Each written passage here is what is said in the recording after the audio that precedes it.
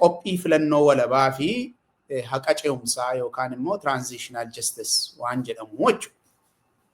Ce'umsi haqa malee jiraachuu hin danda'u. Haqa badeetu jira. Haqi sun deebii qabaachuutu irra jiraata. Wanti bade sun deebii qabaachuutu irra jiraata. Dhumarratti immoo yaanni jiru uummata mo'ataa taasisuudha. Uummata abbaa biyyaa taasisuudha. Uummanni biyya isaa irratti nagaadhaan akka jiraatu, sirna demokraataa akka qabaatu, misooma gaarii akka qabaatu, biyya nagaatiif biyya tasgabbooftuu, biyya guddattu akka taatu gochuudha. Kana keessatti hojiin hojjetaman tokko tokko hojii yeroo dheeraatii fi bu'uurri kan kaa'amu yeroodhuma ce'umsaa sanaa jechuudha. Bu'uuratu tolfama yeroo sana. Bu'uuratu kaa'ama. Ituu dubbannu wanti kuni waa'een ce'umsaa kuni saayinsii mataasaa danda'e beekumsa guddaatu lafa jira tiraanzitooloojii jedhuun. Gaafa barbaachisaa ta'e hayyoonni sanarratti marii gadi faffagaataa gochuu danda'u. Kunoo asirrattis dhufnee gochuu dandeenya. Hundi keenya iyyuu warri fedhii qabdan asirratti dhufnee dubbachuu dandeenya. Wantoota diteelii ta'a, waan saayintifikii ta'a dubbachuu dandeenya. Wanta yaadota marii tuttuqanii kakaasan gochuu dandeenya. Ammaaf milkeessa siifan carraa duraa kenna yaada keenya kanarratti wantoota kana ilaalchisee waa'ee qophii filannoo ilaalchiseetii fi waa'ee haqa ce'umsaa kana ilaalchisee yeroo ce'umsaa keessa maaltu hojjetamuu qaba jettamaa inni yaade? Egaa waan lamatu wal faana dhufaa jechuudha.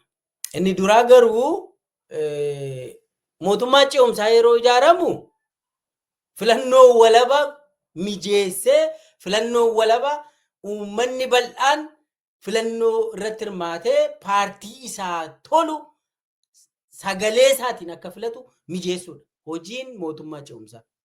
Hojiin mootummaa yeroo ce'umsaa yeroo hunda haala mijeessuudha. Haala akkamii? Haala walaba ta'e, filannoo walaba ta'e, filannoo hunduu irratti hirmaate, filannoo yeroo jalqabaaf uummanni Oromoo erga gabrummaa jalatti kufe as yeroo jalqabaati mootummaa isaa harkaan filachuu danda'a jechuudha.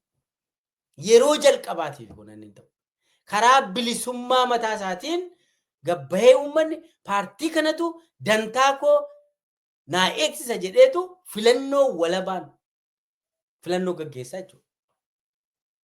Kuni mootummaan ce'umsaa umriin isaa waggaa tokko yookaan waggaa lamas ta'uu danda'a, waggaa sadiis ta'uu danda'a. Garuu waggaa lama hin caalu yeroo baay'ee. Waggaa lama kana keessatti filannoon walaba ta'e gaggeeffamee mootummaan uummataa ijaaramuu qaba jechuudha. Mootummaa uummataa jechuun yeroo uummanni karaa walaba ta'een dhiibbaa tokko malee hooggansa isaa filatee agarsiisu. Abbaa barbaade aangoo irraa buusuu yoo danda'e uummanni walaboomeera. Uummanni birmadummaa qabaa jedha. Oromoon guyyaa takka mootummaa uummataa kan jedhamu Oromiyaa keessatti ijaaramee beeku. Yeroo bara sirna gadaa ture yeroo sana mootummaa uummataan jedhamu. Amma gaa ergaa biyyi deemee mootummaan ce'umsaan jiraata. Mootummaan ce'umsaa immoo filannoo walaba ta'e qopheessee mootummaan uummataa popular government jennu hin uumamu. Mootummaa uummataa yeroo jennu uummatatu filatee jechuudha. Paartiin uummataan filatametu mootummaa ta'a. Gaafa barbaadu uummanni paarticha sana aangoo irraa ni ari'a. Yeroo kana jennu gaa uummanni birmadummaa isaa uumamaan qabu deeffateera jechuudha. Amma bara Abiy keessa filannoon hin jiru. Gabrummaa jala jira uummanni birmadummaan qabu. Kanaaf yeroo jalqabaatiif filannoo walaba ta'e Oromiyaa keessatti hin gaggeeffamu. Birmadummaa isaa shaakaluu eegala yeroo jalqabaatiif uummanni Oromoo. Kanatu ta'uudhaa deemaa jira. Yeroo jalqabaatiif uummanni Oromoo nama isa ofii barbaadu, paartii ofii barbaadu filachuudhaa deemaa jira Oromoo. Uummanni Oromoo. Oromiyaan. So kuni ta'uudhaa deemaa jechuudha. Kanammoo kan raawwatu mootummaa ce'umsaa Oromiyaatu raawwata kana. Isa already ijaarame sanatu haala mijeessaa jechuudha kana. Filannoo kanaan erga paartiin uummataa filatame, erga mootummaan uummataa ijaarame. Mootummaa uummataa jechuun uummataan erga mootummaan ijaarame booda wanni ta'u gabaabumatti dinagdeen mootummaa dhaabbataatu ijaarama jechuudha. Mootummaa ce'umsaatu hin ta'in mootummaa dhaabbataatu ijaarama jechuudha. Mootummaan dhaabbataa kun caaseffama naannoo sana keessa jiru ka mana murtii, ka barnootaa, maaliif uummatatu filate waan ta'eef aangoo argata jechuudha. Aangoon uummataa waan ta'eef uummataan waan filameef imaammatoota rivaayiz gochuu hin danda'a.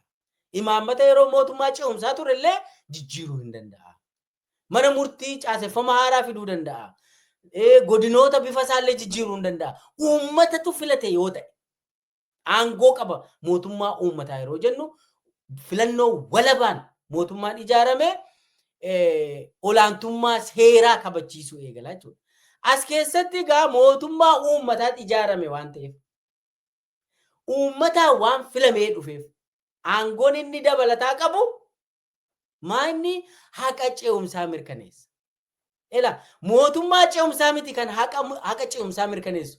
Mootummaa uummataan ijaarametu haqa ce'umsaa fida. Haqa ce'umsaa jechuun walumaa galatti yakka bara Abiyyi keessa raawwateef itti gaafatamummaan hin jiraata. Qorannoon hin gaggeeffama. Dhugaan sabaa hin baya. Beenyaan hin kaffalama. Maatii Abiyyi irraa rashanee fixeef beenyaan gahaan hin kaffalama. Mootummaa uummataan filameen raawwata kun. Itti gaafatamummaa mootummaan fudhate sun jalqabarra Truth Commission jedhamutu ijaarama. Komishiniin haqa barbaadduun sammaa biyyifaa diraamaa hojjetan dhiisa. Haqi uummataa ni qoratama jalqabarra. Haacaaluun akkamitti du'ee tokko lamaan qoratama. Eenyutu ajjeese tokko lamaan. Bilbila gaaf sana ganam galgala eenyutitti bilbilee achi manaa baasee bakka sana yeroo deemu waa hunda ammas isaanii dhoskanii bilbila Haacaaluullee irraa fuudhanii beeraayideen natiitti cuqqaalanii taa'an sana miti dubbiin. Abiyyi gaafa deeme ragaan hundi isaa teelee keessaa gabba. Ragaan hundi isaa warri haala mijeessan hundi amma kanuma Haacaaluun jedhe maleen ka hunda Oromiyaa keessatti yakkoonni nama fixuu sun hunda qorannoon gaggeeffamaa jiru. Dhugaan uummataa hin ba'a. Abbaan gaaf sana gabbayee akkasan ta'ee dubbatataa qorannoon gaggeeffameet sana booda warri waan kana qindeessan seerumatti dhiyaata. Warri qindeessan seerumatti dhiyaata. Itti gaafatamummaan hin jiraatu. Kun haqa ce'umsaati. Maaliifi gara waan rakkoo yeroo Abiyyi bushaa ture sana ajandaa isaa cufuuf sirra jiraata waan ta'eef itti gaafatamummaan warra waan kana qindeesse waan kana raawwate itti gaafatamummaan hin jiraatu. Oromiyaa keessatti wanti ta'e clearly qoratameetu dhugaan Oromiyaa keessatti waan ta'e ifatti beeksifama. Uummata biyya sanaa beeksifama, addunyaa beeksifama. Amma kan waa'ee Oromiyaa dubbataa jiru nama 3, 4, 5, 10 hin taane miidiyaa muraasa namni waa'ee Oromoo beeku jiraarra. Waa'ee Oromoo Oromiyaa keessa wanna ta'aa jiru eewutu beekama, eewutu qoratee dhiyeessa. Kanaaf gareen qoratu hin jiraata. Kan immoo mootummaa walaba ta'e ijaarame sanatu qindeessa. Erga itti gaafatamummaan warra itti gaafatamu warri keessattuu warri waan kana waliigala isaa Abiyyi dabalatee seeratti dhiyaatu isaa. Akkaataatti akka addunyaatti seeratti dhiyaatamus jira baay'ee. Amma baqatanii UAE itti galanii natti hin fakkaatu achitti hafuun hin danda'amu. Haalli amma addunyaa keessa jiru Chiiliitti ambaagannanii abbaa irreen tokko Chiiliitti uummata biyya Chiilii jedhamutti uummata fixeetu baqatee UK dhaqeen UK keessatti qabameedha.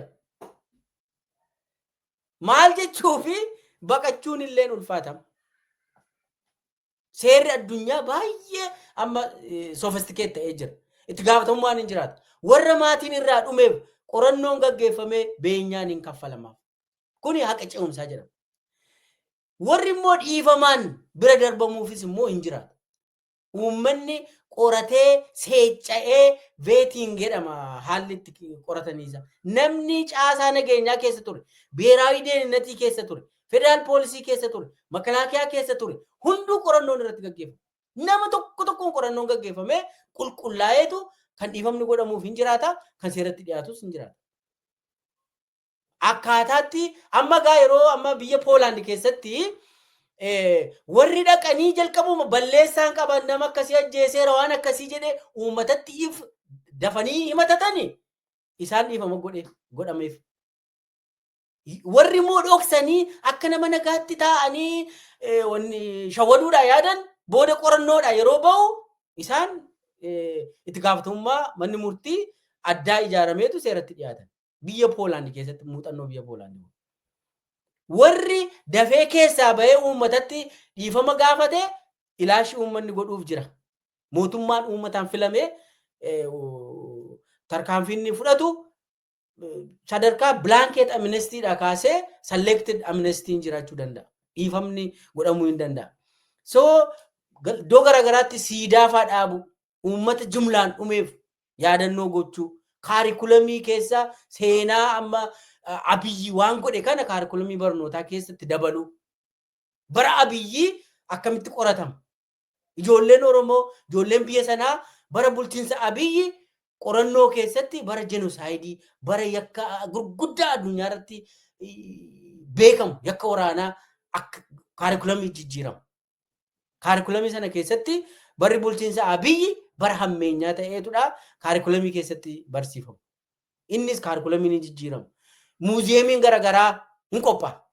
Muuziyeemii sana keessatti fakkeenyaaf kan akka Battee Urgeessaa fa'aa muuziyeemii keessa wanni isaa keessaa Haacaaluu fa'aa bara Abiyyi kan ajjeesise Amaanu'eel Wandimmuu fa'aa Maamad Amiin fa'aa namoota Abiyyi Galaanaa Immaanaa fa'aa nama maqaadhaan nama mataatti yaadadhu malee kumaatamaan muuziyeemiin qophaa'eetu Finfinnee gubbaatti kan inni muuziyeemiin kun qophaa'uu fi seenaa haquu hin dandeessu. Seenaa sana recognize gooteetudha itti araarama. Dhugaa sana lafa keesseetudha. Dhaloonni hundi waan Abiyyi godhe barsiifameetudha. Araara jedhama kun bara. Araara jechuun dhugaa jiru beektee mootummaan haaraan filannoodhaan dhufu kan uummanni Oromoo fi Oromiyaa filatu isatu uummata Oromoo dhiifama gaafata. Uummata dhume kanaaf maatii Battee Urgeessaa lafa isaan jiranii waamamanii akka biyyaatti dhiifamni gaafatamee beenyaan kafalameefitudha. Kabajni itti godhameetu akkasitti araara buufatta maatii Battee Urgeessaaf uummata Oromoo faana. Mootummaan dhufee mootummaan filannoodhaan ijaaramu Oromiyaa keessatti isatu legitimate badiidha waan ta'eef akkasittiin haqa ce'umsaan jedhamu yakkoota bara Abiyyi hundisa galmaa'eetu beekamtiin kennameefi akkaataa sanaanii dhugaan bahee beenyaan kaffalamu kaffalame kan itti gaafatamummaa hidhamee kan moo dhiifamni illee godhamuuf dhiifamni godhamee seenaan sirriitti galmaa'ee siidaan tolchamee wanni hundi kun galmee irratti ta'eetudha.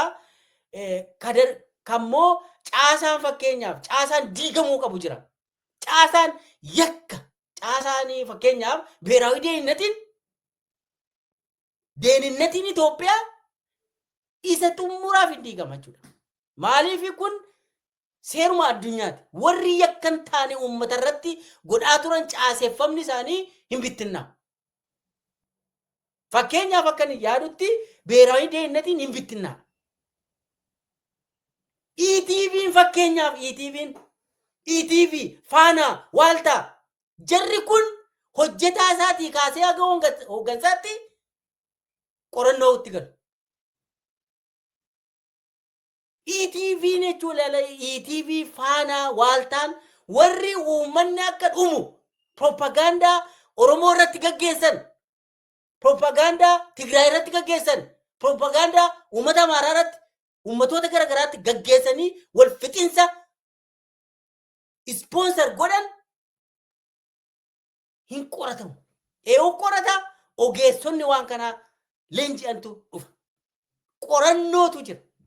Qoratameetudha namni yakka keessaa harka hin qabu. Ani du'a hin labsine. Ani ajjeechaa hin labsine. Jedhee ragaadhaan wanni dhiyaateetu adda ba'a. Manneen amantaa hooggansi manneen amantaallee warri yakka ajjeechaa labsan haqa ce'umsaa keessatti qorannoo keessa darbu. Warra waraana hoogganu qofatu hin ta'in, warra poolisii hoogganu qofatu hin ta'in, daanyota du'a murteessan qofatu hin ta'in, abbaa alangaa sobaan sitti wanni godhetu hin ta'in, ka qoratamu baay'ee. Garuu ka seeratti dhiyaatu warra abbaa qaba gubbaa sana Abiyyi Ahmad fi namoonni jiru, namoonni muraasni waan kanatti abbaa ta'anii itti gaafatamummaa fudhatantu jiru. Isaan kun caaseffamni tokko fakkeenyaaf ETV'n diigamuu danda'a. Maal fayyada ETV'n yoo erga Abiyyi kufee booda ETV'n yoo ture moo yoo diigame irra wayyaa naannoleetu murteessa. Naannolee bilisummaadhaan mootummaa mataa isaanii ijaaratanii waliin immoo waan wayii giddu galeessatti waliin akkamitti ollaa gaarii waliin taanee jiraanna jedhanii mari'atantu faanaa waaltaa ETV kan hadiigamu moo hadiisuu isaantu murteessa. Mootummaan uummataan filame naannoleerra jira waan ta'eef mootummaa uummataatu naannoleerra jira waan ta'eef isaan kun jaarmiyoota mootummaa bittinnaa'uu qabu isaantu murteessa. Ka giddu galeessaa jechuudha. Ka naannoollee akkasuma. Ka bittinnaa'uu qabu, caaseffamni bittinnaa'uu qabu ni jiraata. Ka lammata ka baduu qabutu jira akka jaarmiyaatti. Namoonni achi keessa turan immoo qoratamanii keessaa ka seeratti dhiyaatan huma jiraatu jechuudha. Kanaaf amma darbee fakkeenyaaf namoonni raayyaa ittisa biyyaa keessaa kan DDR fudhatanii kan leenjii garagaraa xiinsammuun isaanii jijjiiramee hawaasatti makamuu barbaadan jiru. Isaanii fi leenjiin garagaraa kennamee fi irra deebi'amee riihabiliteeshiniin godhamee fi kan uummatatti makaman jiru. Garuu adeemsa callisameetuma kaleessa akkasan turedhamee gatamu hin jiru jechuudha. Haqa ce'umsaa yeroo jennu haga dhumaatti qorannoo irraa kaaseetudha. Wanni kun hundi kan ta'u qorannoo gadi fageenya godhamee ka'eetudha. Ka itti gaafatamu, ka dhiifama godhamu, ka beenyaan waan hundi seenaa, waan hundi kun ka raawwatu iskiriinii sirriitti godhameetudha. Kanaaf immoo mootummaan uummataan filame yeroo jalqabaatiif mootummaan walaba ta'e uummanni walabummaan filateetu waan kana raawwatu. Kun immoo naannoo qofa irratti ta'a. Waan kana kan raawwatu mootummaa giddu galeessaatu raawwata natti hin fakkaatu. Amma kun mootummaan giddu galeessaa kana booda humna akkasii hin qabaatu. Humna akkasii kan qabaatu naannoleedha. Mootummaa uummataati kan jennus naannoleedha. Mootummaa naannoleetu ta'a jechuudha. Mootummaan giddu galeessaa kan jedhamu naannoleetu murteessa waa'ee sana. Erga Abiyyi deemee booda wanni humni hundi kan naannoleeti. Kana keessatti gaa naannoon Oromiyaa isa dursaadha. Isa murteessaadha. Itti gaafatamummaa guddaatu naannoo Oromiyaa irra jira. Oromoo irra jira. Oromiyaa irra jiraafidha kan kana dursinee haasaa jiru. Qophiinis kan barbaachisuu fi biyya sana keessatti sabaaf sablammii biyya sana keessa jiru hunda biratti uummanni Oromoo itti gaafatamummaa guddaatu irra jira. Isa kanaafi Oromoon qophaa'uu qaba. Warra kaan faanallee mari'atee waan hunda dursee utuu Abiyyi nama balleessee badudha inni. Abiyyaa dhuftoota fiidha. Nama hunda balleessadha. Balleesseetu badadha. Kun utuu hin raawwatiin dura Oromoon dursee qophaa'ee waan hunda haga ce'umsaa kanaatti haga itti gaafatummaa beenyaa waa hunda kan jijjiiruutti har'a yoo qophoofne malee har'a yoo qophaa'ame malee yeroon hin jiru jedheeni xumura ani ittaan. Galatoomi milkeessa. Yaadatoo muraasatti dabaleetanii sagantaa keenya goolabnaa wanta ciccimaa baay'ee kaafte tokko egaa erga mootummaan ce'umsaa iddoo qabatee filannoon taasifamee filannoon Oromiyaa irratti taasifame uummanni erga abbaa godhatee booddee jechuun nama isa geggeessu erga argatee booddee uummanni Oromoo baroota isaa keessatti carraa yeroo hundumaa gaafataa ture hin arganne tokkotu jira kan hafu. Paartiin siyaasaa kamiyyuu dhufee Oromiyaan haala kanaan itti fufti jedhee murteessuu hin danda'u. Maaliif gaaffii waggaa baay'ee lafa jirutu jira. Eenyuyyuu lafaa ka'ee kanadha karaan Oromiyaa baasu jedhee ofiisaatiin sagantaa siyaasaa waan baafate duwwaadhaaf gochuu hin danda'u. Maaliif olaantummaan uummataa jira taanaan uummatatu murteeffataa jechuudha. Ammallee sagantaa siyaasaa kan dur ba'e keessas kan waraanni bilisummaa Oromoo haaressee kaa'e keessas kan jiru waa'ee olaantummaa uummataati. Referendamii. Uummanni Oromoo fakkeenyaaf akka uummanni Sidaamaa taasifate referendamiidhaan miti Oromiyaa kan uummate. Mootummaa ce'umsaatu uumee kennee fi achumaan itti fufee carraa sana hin arganne uummati keenya. Rakkina tokko gara rakkina kan biraatti, rakkina tokko gara rakkina kan biraatti. Wanti guddaan irraanfatamuu hin qabne tokko uummanni Oromoodha yeroo jalqabaatiif waan kana murteeffachuu ture. Maal akka ta'u barbaada Oromiyaa? Uummati keenya. Kanarratti qophiin godhamee yeroon kennamee falmiin taasifamee uummanni keenya gara murtiitti yeroo inni deemu carraan isaas hin jiraata jechuudha gaafa sana. Maal ta'uu barbaada? Amma namoonni yeroo baay'ee yaada bixxilanii ituu achi hin gahin asumatti namooti wal falman jiru. Oromiyaa walaboomtuu taati maal? Kun murtii nama tokkootiin yookaan paartii tokkootiin waan ta'u. Uummanni Oromoo maal barbaada? Sanaafi ga'umsi gaafa uumameef uummanni sun humna kanaa gaafa godhatee carraansaa gaafa kennameef waan jedhu qaba. Eertiraan waan jette qabdi. Jettee deemte. Kanaafi tokko sanadha wanti irraanfatamuu hin qabne nuyi kan jedhaa jirru Abiyyiin garasitti akkamittiinitu Oromoon abbaa biyya isaatii ta'a kan jedhuuf yaada mataa keenyaatiif fakkeenya fudhannee dubbataa irra malee carraan Oromiyaa kanadha kan jedhu nuyis eenyus wanta murteessinu hin qabnu. Waan namooti muraasi murteessan. Uummata Oromootu murteeffata. Uummata of gaadha, uummata of danda'aadha waan barbaadu. Sana kaa'uudhaaf inni kaan milkeessaan baay'ee isaa haasa'eera waa'ee diinagdeetiif waa'ee infraastiraakcharii Oromiyaa keessa jiru ilaalchisee egaa poolisiin yookaan imaammatni Oromiyaan ittiin bulaa jirtu erga yeroo Itoophiyaa wanti jedhamtu uumamteeti mootummaan tokko mootummaa tokkotti dabarsaa waan dhufedha. Caasaan bulchiinsaas amma daangaan Oromiyaa jedhamu dhalatu malee waa'een godinaalee yoo fudhanne Oromoo keessaa miti kan ba'e. Mootummaa Itoophiyaatu akkaataa qubsuma Oromootti ilaalamee kamtuu Oromoo baasa gama diinagdeetiin, gama hawaasummaatiin, gama aadaatiin, amantiidhaan maaliin kamtuu salphaadha. Kamtuu jaallatama uummata biratti kan jedhuun miti. Uummati kun eenyummaa isaa maaltu calaqqisiisa kan jedhuun miti. Hawwii isteetii Itoophiyaatiin kan hojjetame. Sun hundumtuu mootummaa iddoo qabatee fi mootummaa uummatii iddoo kaa'atedha kan waan akkasii hojjetu. Waa'ee infraastiraakcharii yoo ilaaltan fakkeenyuma tokko yeroo baay'ee kan hin kaasee haasa'u tokko amma akkaataa itti daandiin lafaa kan konkolaataadhaan amma kan itti hojjetame akkaataa itti diinagdee Oromoo fayyaduun miti. Akkaataa itti warra giddu galeessa irraa aangoo qabu fayyaduun ijaarame karaan hundumtu. Karaa itti Gujiinii fi Booranni wal nagadanii misooma isaanii tolfatan miti. karaa itti Gujiiniif Arsii wal argee ittiin misooma tolfatu.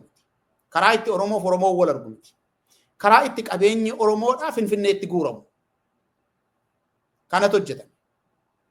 Wanti kun hundumtuu yeroo isaa eeggatee waan dhufudha. Nuyi garuu wanti nuyi keenye dhimma qophii ilaalchisee jalqabbii mariitiif wanta ta'u karaa saaquu keenyadha nuyi. Gumaacha mataa keenyaati jennee waan nuyi haasofne. Warra immoo dhugaadhaan propagaandaa kaadiree biltsiginnaatiin dhugaadhumaanii warri maa inni falli keenya jettanii yaaddoftan Oromoon humna hamma naga'uu qabaa isiniin jechuu barbaadna. Hamma kanatti deemuu danda'a Oromoon. Humna kanaa qaba. Dandeettii isaa qaba, qabeenya isaa qaba. Kashlabbee Abiyyi jedhu yoo deeme maal taana yaaddoon jedhu yaada gabaabinadha. Maajiraat machiin tokko yoo deeme maal taana kan jedhamu yaada biltsiginnaati. Yaada Abiyyi fa'isu.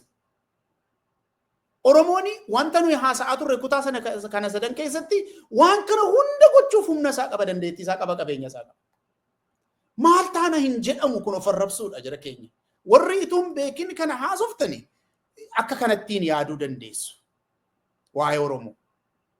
Akkamittiin akka Oromooni sirna bittaa Abiyyi kana jala miidhama Abiyyitti fide jalaa ba'ee of danda'ee dhaabbatu akka kanattiin yaaduu dandeessu.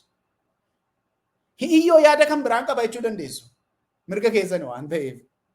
Garuu hin danda'ama isa jedhu sammuun keessan amanuu turara.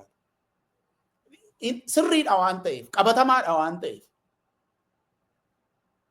Filannoo maaliitu immoo jira jetti kaadireen biltsiginnaa silaagaa afaanitti jira waan ta'eef haasa'uu namni dhowwu hin jiru.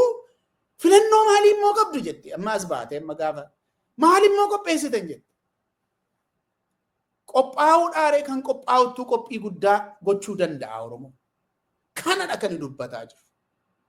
Qophii guddaan kun propagaandaa duwwaadhaaf itoo hin ta'in hojiidhaan agarsiifamuu danda'a jennee haasa'aa irra garuu kaadireedhaafis deebiidha, warra dhugaadhaan yaadda'aniifis deebiidha jechuudha. Ajandaa tokkotti utaala. Abalu akkas jedhee Abiyyi akkas jedhe jechaa gam tokkotti utaalaa deemuu mannaa hoggansi Oromoodhaa tasgabbiidhaan yaada gadi fagaataadhaan sagantaadhaan geggeeffamee hojii yeroo gabaabaatiif yeroo dheeraa addaan baasee uummata isaatiif qabeenya isaa mobilaayizii godhee humna jabeeffachaa jabeessaa jabaachaa hojjechaa adeemuutu irra jira kan jedhuun carraansaa waan jiruuf qabeenyi isaas humni isaas waan jiruuf jechuudha. Kanadha wanti nuyi har'a kufaatii Abiyyiin garasitti jennee Oromootti haasofne. Egaa wanti nuyi haasofne waan bal'oodha. Tokko Oromoon ofii isaatiif waan ta'u waan ga'a irraa hafaa qaba. Saboota akka isaatii walitti qabee geggeessuufis hoogganaa ta'ee ba'uudhaafis poolitii yookaan immoo biyyooma haaraa dhalachuu danda'uuf olaantummaa miti kan hin jedhaan hoogganaa ta'ee ba'uu danda'a. Karra saaqxuu ta'ee hoogganaa ta'ee walitti qabaa ta'ee ba'uu danda'a.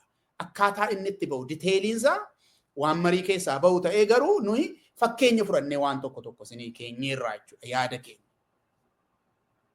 Kanaafi mariin kun namoota hundumaa wajjiniin bakka hundumatti mari'atamuu qabu yaada jedhu qabna.